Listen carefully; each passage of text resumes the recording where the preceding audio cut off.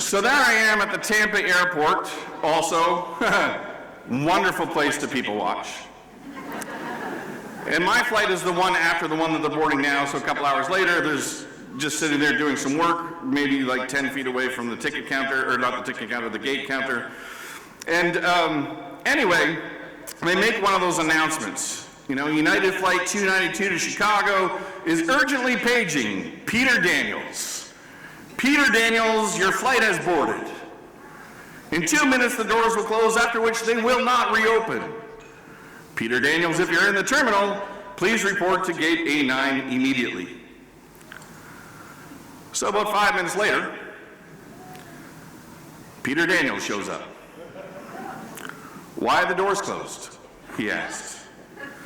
To which the gate agent replied, we paged you, you've missed your flight. The doors are closed and will not reopen. Peter was not impressed. He starts yelling at the gate personnel, I was taking a shit. You expect me to pinch mid-loaf and run to the aircraft? You don't hold a plane for someone taking a dump? To which the gate agent, flummoxed, tried to explain that they had no idea he was in the bathroom, but even so, they don't hold it for, well, people who can't hold it. Peter becomes more irate, airport security gets summoned, and then this grandmotherly type in a wheelchair at the end of my aisle sums up best. She says, Peter, no one gives a shit about your shit. And I've carried that with me the last couple of months because no one really cares what we're up against. We care, but to the outsider, we have to convince them more why we do what we do and less what we do and how we do it. Why do you value human life? Why, when you see someone experiencing homelessness, you see potential, not a problem? Why do you do this at this stage of your life with this population? Don't tell me it's because you want to help people. There are lots of people you could be helping that wouldn't be as difficult as the work that we're doing here and now in this environment. Lead with your why. Know who you are. Know that intimately well. And know who you're actually serving. For some of you in direct service, that's absolutely people experiencing homelessness. For others in this room, you are serving a mayor or a council member. You are serving a funder. You are serving a board of directors. You are serving people that are not actually experiencing homelessness. Know who you serve, and then stand up, stand proud, and know what you stand for. Because if you know what you stand for, then that's going to make it clear what you stand against. And what I stand against is more people dying on our watch.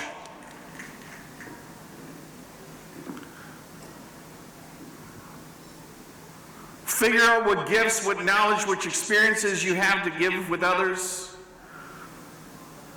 Get out of this mindset of what do I have to gain and into the mindset of what do I have to give. That's how we build the San Diego we want in the space of ending homelessness. When we give up of ourselves, we enter the realm of selflessness in the work. When we let go of ego, don't worry, I'm just about done. We realize the work has never been about the glory, it's been about making a difference. Did we have a choice? We can dwell on the shit sandwich, or we can create a new reality. One where hope triumphs over despair, that in the space of limitations it is our persistence and innovation that overcomes complacency and apathy. The only thing that I expect to smell like shit in this community is your socks, and that's because all of you are out kicking ass all day. The thing I know from the people I've met in this community is that your beliefs about ending homelessness are hardwired into the way that you design and operate your programs. That it's not a fantasy land that you actually want to see homelessness reduced in this community. That it's a commitment that you've made. I think many of you, just like me, don't want a career that is just full of what ifs, but instead is full of what we dids. And so we're going to have to choose our partners on our path carefully. We can choose the path of hope, or we can choose the path of despair. We can dig in, replicate best practices, leverage peers, and find new and true partners. Or we can retreat, give up, and watch people in the community get worse.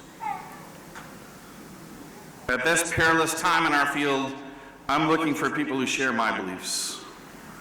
I choose to journey down the path with people that share a passion for finishing the mission, and thank those that traveled as long as they could but gave up.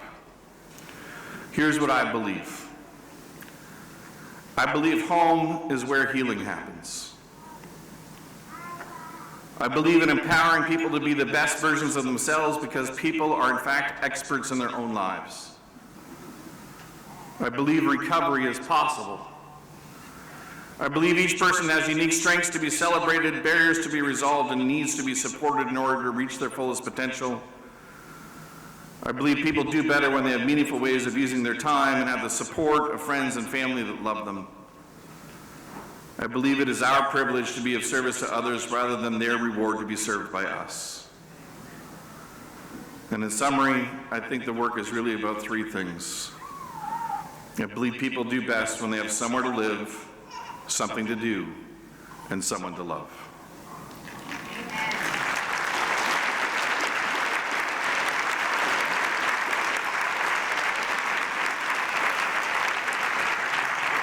So be excellent to each other. Lift each other up.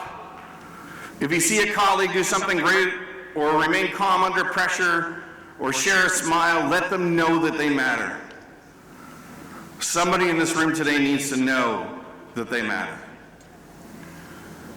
Be excellent for the people who have passed away while experiencing homelessness, and commit in their memory to prevent many others from dying without a permanent place to call home. Be excellent to the people you serve now, no matter what type of skills you bring or job you do in the movement. Prove to them homelessness has ended one person, one couple, one family at a time. And be excellent to yourselves. Love those worthy of your love. Laugh at those who fill your vessel. Take care of you so that you have the energy to journey with others. Forgive people worthy of your forgiveness. Thank you.